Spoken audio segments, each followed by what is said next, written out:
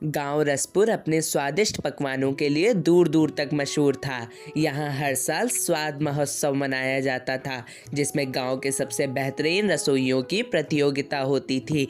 इस बार की प्रतियोगिता में दो सबसे प्रसिद्ध हलवाई आमने सामने थे, बाबूलाल हलवाई और रमेश काका।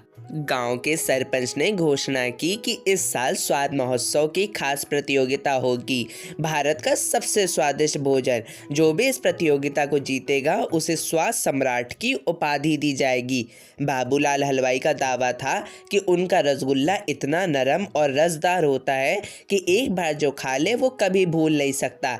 वहीं रमेश काका को अपने देसी घी के लड्डुओं पर पूरा भरोसा था।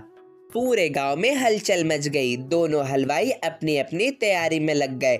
बाबूलाल हलवाई ने बंगाल से खास मिश्री और छेना मंगवाया, जबकि रमेश काका ने राजस्थान के देसी घी और सबसे बढ़िया बेसन के लड्डू बनाने का निश्चय किया। प्रतियोगिता के दिन गांव के चौपाल में बड़ी बड़ी चौकियां लगाई गई।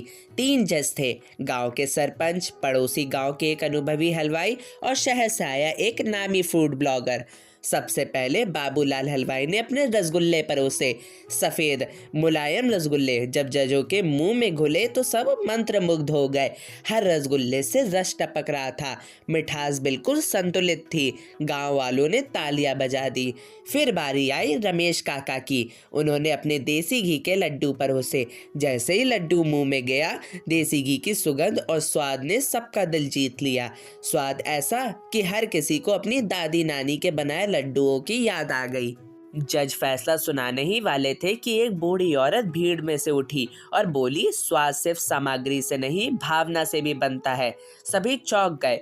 उसने कहा, ये मिठाइयाँ तो बेहतरीन हैं, इसमें कोई संदेह नहीं, और जजों को भी ये बहुत अच्छी लगी। लेकिन असली स्वाद वह होता है जिसमें प्यार और अपनापन हो।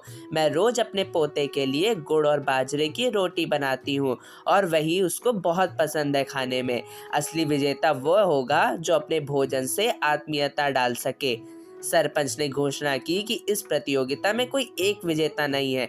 असली विजेता वह है जो स्वाद और प्यार को एक साथ जोड़ सके। उस दिन से गांव रसपुर में हर किसी ने सीखा कि खाना सिर्फ स्वाद के लिए नहीं, बल्कि प्यार और अपनापन जोड़ने के लिए भी बनाया जाता है।